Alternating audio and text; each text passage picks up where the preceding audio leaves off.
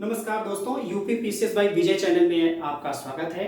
आज भौतिक विज्ञान का हम वीडियो लेकर के आ गए हैं। भौतिक विज्ञान का पहला भाग। ये जो पीसीएस का एग्जाम होने वाला है आपको 11 अक्टूबर को, उसमें ये वीडियो बहुत ही सहायक होगा। इसके अलावा अन्य जो परीक्षाएं आरओ हैं उसमें भी ये काफ़ी सहायक सिद्ध होगा।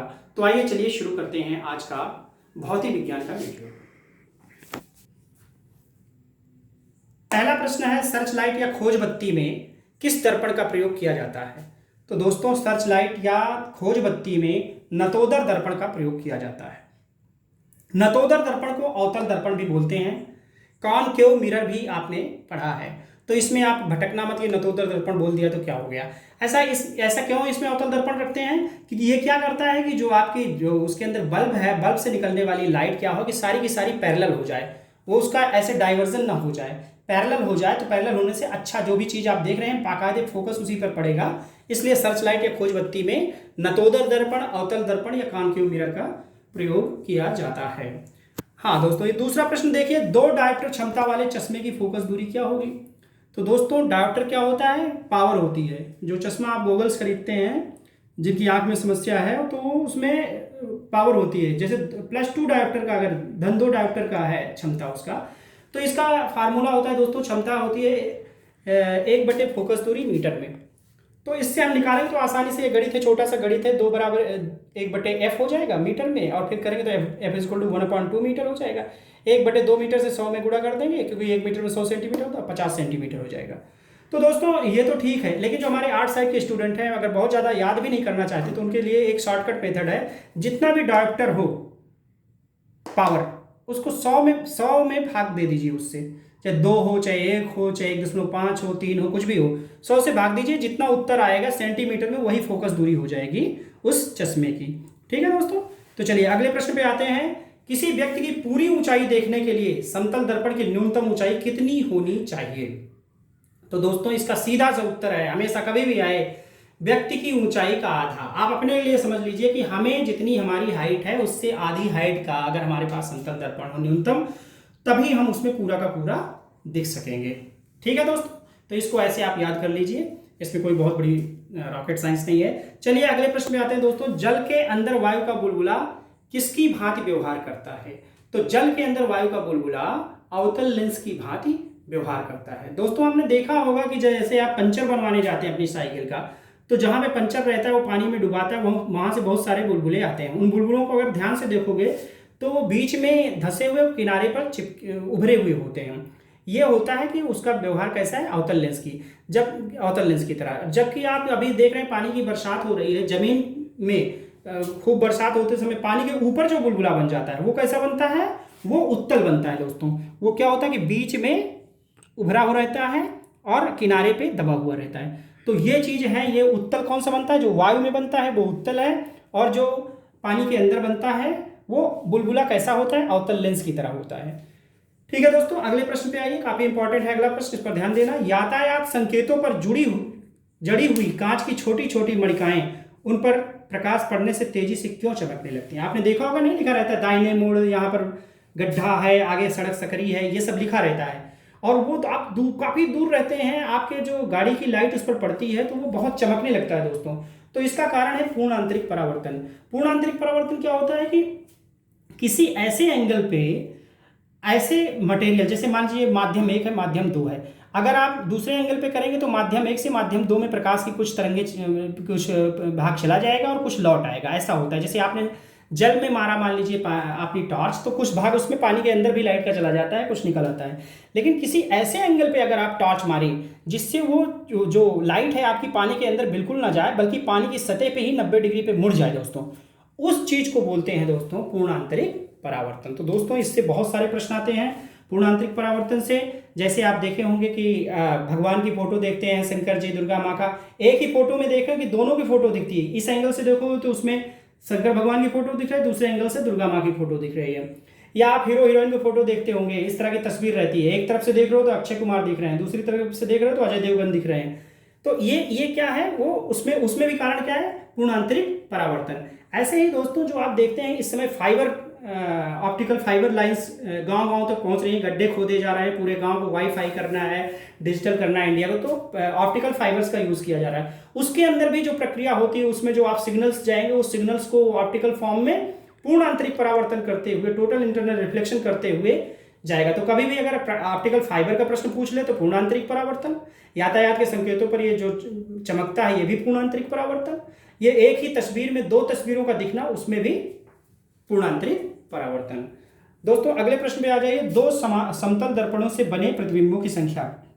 ये मैंने एक ही चीज में सारे चीजें आपको बता दी हैं, कभी भी कोई प्रश्न आ जाए तो आप उसका उत्तर पक्का दे ले जाएंगे। आप आर्ट साइड के स्टूडेंट हो, कैसे भी स्टूडेंट हो, पक्का इसका उत्तर दे ले जाएंगे। दोस्तों इसका फार्मूला होता है कि जितना भी एंगल हो दो समतल दर्पणों के बीच, उसको आप उस एंगल से डिवाइड कर दो और एक माइनस कर दो, एक घटा दो उसमें से।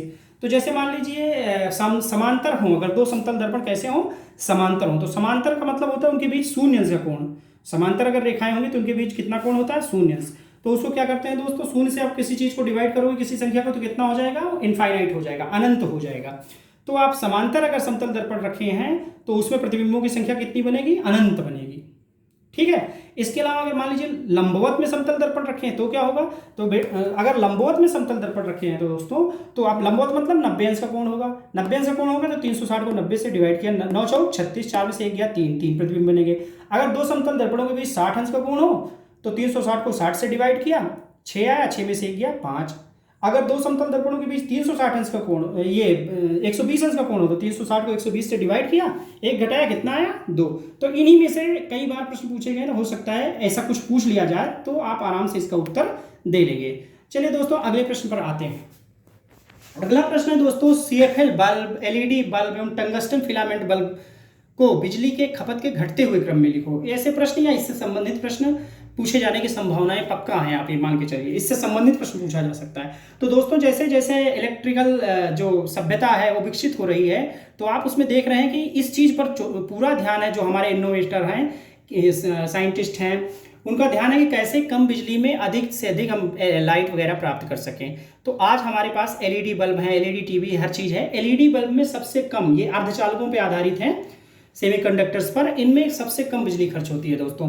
तो आप इसको खपत के क्रम में कैसे लिखेंगे, टंगस्टन फिलामेंट वाला बल्ब सबसे ज़्यादा खपत करता था, CFL वाला बल्ब उससे कम खपत करता था, LED बल्ब सबसे कम खपत करता है। आज की जो हमारी इलेक्ट्रिकल सभ्यता है उसमें LED का बहुत ज़्यादा योगदान है। लाइट इमिटिंग डायोड होते हैं, ये अर्धचालकों से मिलकर बने होते हैं दोस्तों। तो इनको आराम से आप समझ सकते हैं, याद कर सकते हैं, और आप देख भी सकते हैं कि घर में आपके मैक्सिमम बल्ब सब LED की हो गई हैं। CFL भी लोग कम लगाना पसंद कर रहे हैं। चलिए दोस्तों अगले प्रश्न पे आते हैं। 3 पिन वाले बिजली के प्लग में सबसे लंबी पिन किस सिरे से जोड़ते हैं। तो दोस्तों इसमें देखिए कि आप देखे होंगे कि प्लग रहता है, उसमें एक लंबी पिन रहती है, 2 छोटी छोटी बराबर पिन रहती हैं। तो इसमें जो 2 छोटी छोटी रहती है, एक फेज होता है, एक न्यूट्रल होता है, और जो लंबी वाली होती है वो अर्थिंग से जुड़ा होता है। अगर कहीं शॉर्ट सर्किट हो, वोल्टेज कम ज़्यादा हो गया तो वो अर्थ में चला जाए, उसका पोटेंशियल जो विभवांतर है, वोल्टेज है। तो इसमें लंबी पिन किससे जोड़ते हैं, अर्थिंग से। अर्थिंग वाले को हिंदी में बोलते हैं आधार सिरा, आधार। तो आधार बोलो या अर्थिंग बोलो एक ही बात है। तो लंबी वाली जो पिन है वो आधार से जोड़ते हैं, अर्थिंग करते दे रहे हैं उसकी। अगला प्रश्न देखिए दोस्तों, शुष्क मानव शरीर का विद्युत प्रतिरोध कितना होता है। तो इसको आप याद कर लीजिए, शुष्क मानव शरीर का विद्युत प्रतिरोध 10 लाख ओम होता है। विद्युत प्रतिरोध क्या है कि आप उसमें इलेक्ट्रिक करंट दे रहे हैं किसी भी चीज में, किसी तार में, किसी व्यक्ति में, किसी को भी व्यक्ति में तो खैर नहीं देंगे करंट, तो उसमें वो कितना उसका विरोध करता है। तो एक सूखा मानव, जो सूखा मानव को मतलब ये समझे कि उसके पानी वानी नहीं लगाया और कोई चीज ना समझे, तो वो ज़्यादा विरोध करेगा, उसमें कम इलेक्ट्रिक करंट जाने की संभावना है। जबकि एक आदमी जो नहाया हुआ है, भीगी हुई उसकी शरीर, उसका प्रतिरोध बहुत कम हो जाता है, 100 ओम ही होता है। इसलिए कहते हैं कि नहाने के बाद आप बाथरूम से, स्नान घर से निकल रहे हैं तो बिजली के जो प्लग हैं या कोई भी चीज़ है उसको कम ना छुएं, क्योंकि उस समय करंट लगने की संभावना ज़्यादा हो जाती है दोस्तों। चलिए दोस्तों अगला प्रश्न है, हेलोजन लैंप का फिलामेंट तंतु किन धातुओं से मिलकर बनता है। तो आप जानते हैं कि पहले जो बल्ब था किससे मिलकर बनता था, टंगस्टन फिलामेंट वाला होता था, और उसी में सोडियम और जोड़ दो तो हेलोजन लैंप बन जाता है दोस्तों।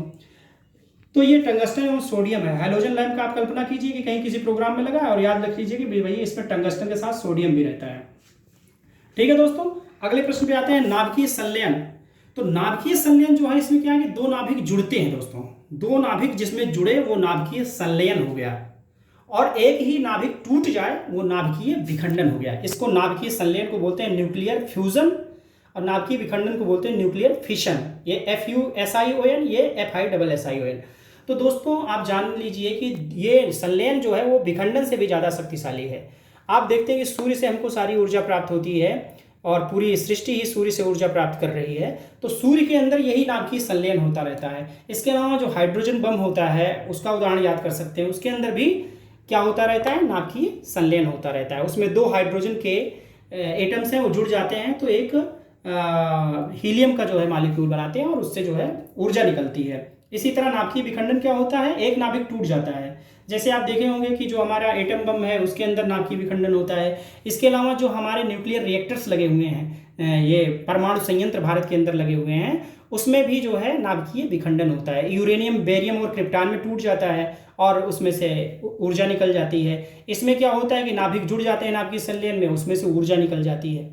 तो ये नाभिकीय संलयन, नाभिकीय विखंडन, इस पर पक्का ध्यान दे लेना। आजकल नाभिकीय संलयन पे ज़्यादा जोर दिए हुए हैं प्रश्नों में, तो नाभिकीय संलयन को आप समझ गए होंगे, बस इतना ही जानना जरूरी है। इसके अलावा आ जाइए भैया ट्रांसफार्मर पे। ट्रांसफार्मर क्या करते हैं? ट्रांसफार्मर देखिए साधारण प्रश्न वो लोग पूछते हैं, कोई बहुत बड़ा प्रश्न नहीं, जो हमारे चारों तरफ बिखरा पड़ा है उन्हीं में से प्रश्न उठाते हैं। तो ट्रांसफार्मर क्या करते हैं, AC वोल्टेज रहता है उसको कम ज़्यादा स्टेप अप स्टेप डाउन कर देते हैं। तो यही काम ट्रांसफार्मर करता है। क्या करता है, AC वोल्टेज का उपचयन अपचयन। कभी यहाँ पर DC लिख देते हैं तो DC के चक्कर में मत पड़ना। AC alternating current. AC किस में मिलता है, जो हमारे घरों में बिजली बल्ब ये सब है, ये किससे चल रहा है, AC से चल रहा है। जबकि जो बैटरी से हमें बिजली मिलती है वो DC करंट होती है। चलिए दोस्तों, ये आते हैं एक प्रश्न, ये इससे संबंधित बार बार पूछता रहता है कि कितना खर्च आएगा, कितने पैसे खर्च होंगे, इस तरह से। लेकिन अभी मैं आपको सिंपल सा बता दे रहा हूँ, 100 वाट बिजली का बल्ब अगर 10 घंटा जले तो कितनी बिजली खर्च होगी। तो उसके पहले आप जान लें दोस्तों कि 1 किलोवाट घंटा, ये किलोवाट घंटा क्या है, मात्रक है, यूनिट है। अगर इतना है तो उसको 1 यूनिट बोलते हैं बिजली खपत की भाषा में। 1 यूनिट या 1 इकाई बोलते हैं। तो उसमें क्या करना है कि जितनी बिजली हो, जितनी पावर की, उसको समय से गुणा कर दीजिए। समय कितना है, 10 घंटा है, वाट कितना है, 100 वाट है, तो 1000 वाट घंटा हो जाएगा। 1000 वाट 1 किलोवाट के बराबर होता है, तो ये 1 किलोवाट घंटा हो जाएगा। और 1 किलोवाट घंटा जो है दोस्तों वो 1 यूनिट के बराबर होता है। अगर यहाँ 200 वाट हो बिजली होता, 200 वाट तो 10 से गुणा करते 2000 हो जाता, 2000 मतलब 2 किलो वाट हो जाता, तो यहाँ पे 2 यूनिट हो जाता। तो इस तरह से इसको आप समझ लें और इस पर कुछ अपने मन से ही प्रश्न बना करके सोच लें, तो दोस्तों पक्का आप इसका उत्तर दे लेंगे। देखिए भौतिक विज्ञान का छोटा सा वीडियो हम आपको ले आए हैं और इसी तरह और सारे वीडियो ले आएंगे PCS जो 11 अक्टूबर को है उसके लिए। तो इससे आपको काफ़ी हेल्प मिलेगी दोस्तों। और अभी हमारे चैनल को आप लोग सब्सक्राइब कीजिए, सब्सक्राइबर बढ़ने चाहिए, अभी बहुत कम बढ़े हुए हैं। और दोस्तों आपको जो बीच में जो इनमें समस्या आ रही समझने में, उसको आप कमेंट्स में पूछ सकते हैं। हालांकि समस्या कुछ है नहीं, इसको क्या कर सकते हैं कि आप जब भी एक बार तो देख लें, दोबारा तिबारा के लिए आप कभी भी आराम कर रहे हैं, समोसा चाय खा रहे हैं, पी रहे हैं, उस समय भी आप इसको सुन सकते हैं, बड़े आराम से याद रहेगा। और जब परीक्षा हाल में ये प्रश्नों के उत्तर, ये प्रश्न आ जाएंगे तो आपको बहुत खुशी का अनुभव होगा। इतनी खुशी होगी कुछ कहने को नहीं। और पक्का ये प्रश्न या इनसे संबंधित प्रश्न परीक्षा में आएंगे ही आएंगे। और कोई भी बंदा चाहे आर्ट साइड का हो या साइंस साइड का, उसको आर्ट साइड वाले को भी बड़ी आसानी से ये सारी चीजें याद हो जाएगी, ज्यादा उसको दिमाग लगाना नहीं पड़ेगा। तो दोस्तों इसी के साथ आज का वीडियो समाप्त करते हैं। धन्यवाद।